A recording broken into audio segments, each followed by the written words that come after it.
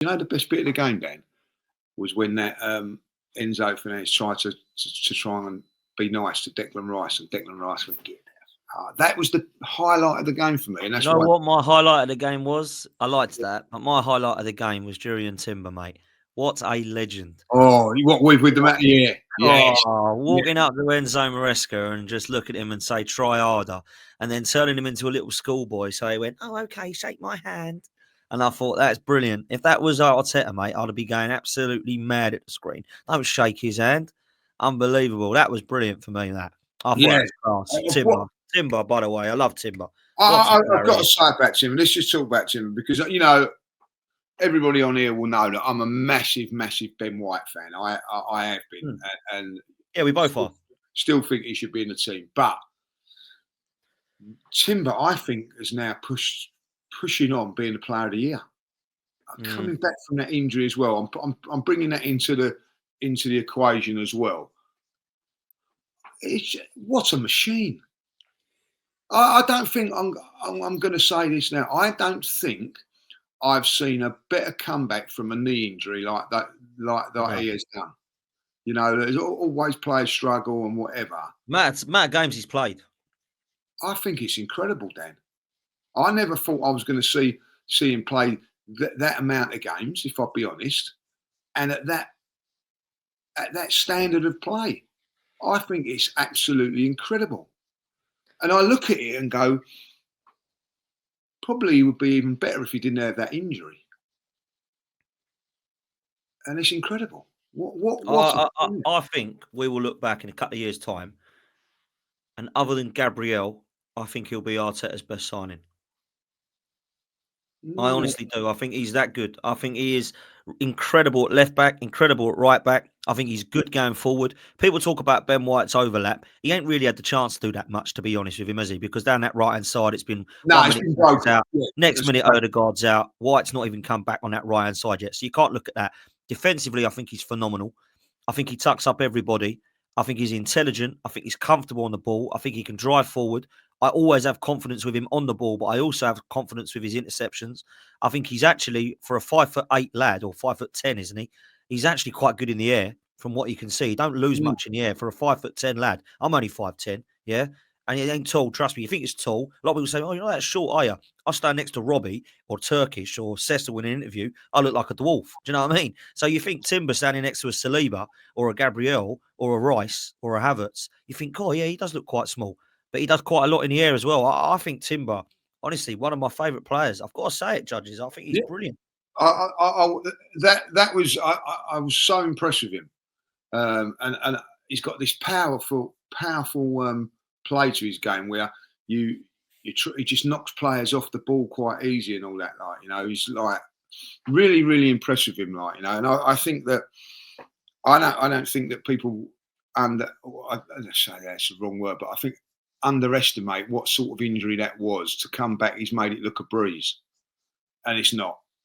Yeah. So many players take so much longer to come back and all that, and break down with injuries afterwards, and blah blah blah blah blah. He's just he keeps going and going and going. It's incredible. So he was fantastic. I love that as well. And at the end of it, it was a poor game, but it's always nice to beat Chelsea. There's something about that club I don't like. I've got to say that. I don't know what it is. I know what it is. They're fans. I can't stand them. Maybe it is. Do you know what? Back in the day, there was, like when I was watching football growing up as a kid, I used to like Chelsea. I used to like their kit, the blue with the white socks. They had players like people will never remember these players like Peter Britton. There was Clive Walker. There was those sort of that sort of era, and I quite liked them. And Gary Chivers and the sort of people are going, oh, they're all like Mickey Droy, I mean. So show me out. I actually quite like Chelsea, and it was probably one of the most strangest grounds of all because it had these the car park on it and all that. I just quite see it was something that I quite like Chelsea, from that. But now, since the Abramovich era, I suppose it was there, there was a growing rivalry before that, but yeah, there's just like you sort of like, you're told to hate Spurs and all that, like, but they're right up there with Spurs, I mean, Man United, Spurs are the ones we all know, obviously. Man United, right up there. They're ahead of Chelsea for me. Then it's Chelsea. They're the three that I cannot stand, which is why, people talk about Mourinho, and I can't ever have him at Arsenal because he's managed all three of those bloody clubs. You know what I mean? And these are the fans. These are the ones. These are the ones, mate. You're jealous that you're old and never seen a European Cup, while Chelsea have to cope more. This is why I want to win the European Cup or the Champions League. Well, it'd be nice to shut them up. Shut them up, and also shut Man City up, who think they're bigger than us as well. Because I was having this conversation with Don on Sunday, and he was trying to tell me that we're all like this and that and the third about Chelsea and Arsenal. And Chelsea have been unbelievable in the last 20 years. The last 2 decades, they've left us dead in the water for trophies, right? But if it is about trophies they're boasting, then we have to look at the history of the club, and we still got more than them. Chelsea have been relegated before. Chelsea have gone 250-year stints without winning a title. So if you want to go about history in the last 2 decades, I can go further back if you want. Because I grew up and I've seen 14 trophies in 37 years. Yeah, it's not enough. I want more. Love to see more. I know you've seen more than me, but I've seen a lot for that 37 years. Tottenham and West Ham and Newcastle and Villa and all, I would have loved to have seen 14 trophies in 37 years. So I just think we get put in the same bracket as the Huddersfields and the Prestons and Wolves. Oh, it's back in the 19th chimney sweep days. What are we talking about? I'm 37, not 87. Do you know what I mean? I don't get it. And I'm going to be real. This is. I am not jealous of the Champions League. Right? I'm not jealous of Aston Villa's Champions League. I'm not jealous of Nottingham Forest's Champions League. Right? I'm not. And I like to win it and all that, but it's a cup competition. And the 2 years that they've won it, Chelsea, right? They go, look, they sing they're champions of Europe, right? They weren't even champions of England. They weren't even the best team in England. Didn't even qualify for the Champions League the following season via the league. It's great that they've won it, and I love Arsenal to win it. But if Arsenal do ever win it, like, and what is their comeback to that like? I mean, we've got more relegations than you, Arsenal. You know what I mean? That's like, I've seen them relegated more times than they've won the league. You know what I mean? Like, come on. You know what I mean? Like, no one cared about Chelsea when they was in the second division. I remember when they got promoted in the, I think it was the 84 season, we drew 1-1 at Highbury. I was at that game. They filled the whole clock in because they was excited to be back in Division 1 again. Like, they had more fans at Highbury than they did like of their own games at the time. Like, it's just listen. They've done it a way that with under Abramovich that I hated the way he done it and all that. But when you look at it, it's not always about spending the money because they're spending and spending and spending now and they're crap. You know what I mean? So you have to give them that Abramovich knew exactly what he was doing. He'd spend the money, but he got the right people in. He was ruthless.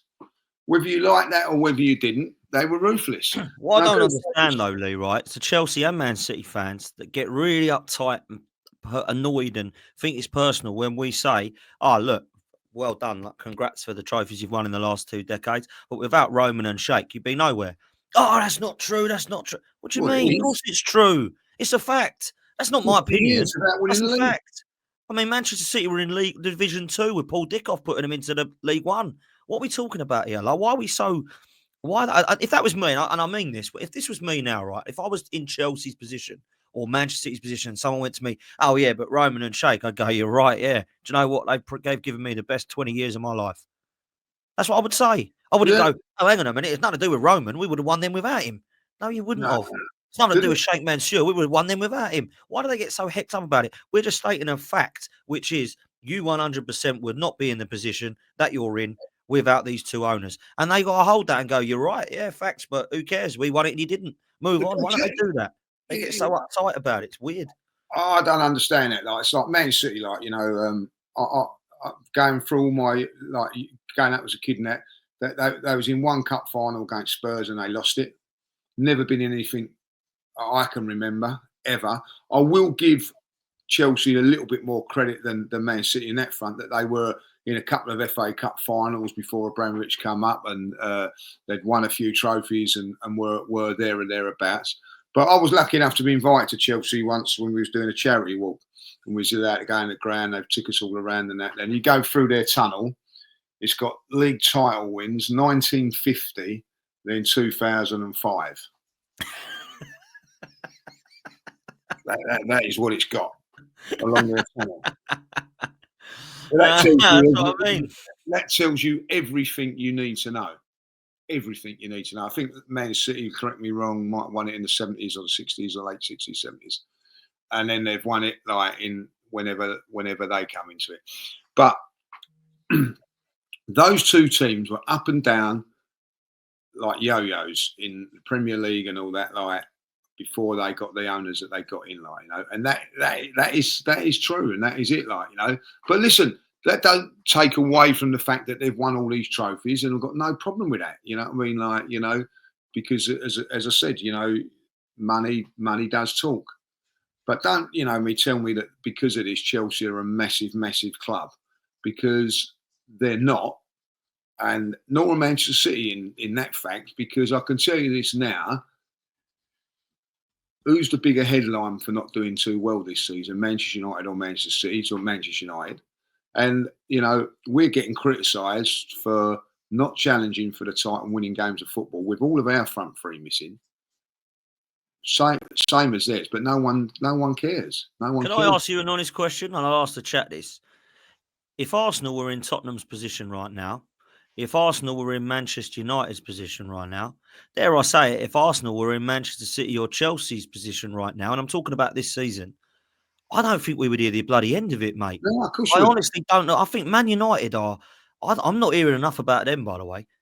I'm not hearing enough about Man United sitting in bloody 12th, 13th. I'm not hearing enough about Big Ange, Postecoglou, know what we are, mate, in 15th, wherever the hell they are. And I ain't hearing much about Chelsea because they're irrelevant compared to that. Now, Man United are not an irrelevant club because the other two, for me, I'll always hate as much as them, right? Man United are a massive club, one of the biggest. In my opinion, they're the biggest in England, right? I don't think they're getting anywhere near the amount of stick they should do. I see it. Everyone's just accepted their rubbish and got bored laughing. I think if this was Arsenal, my God, judges, my God, we wouldn't be able to leave our houses, would we?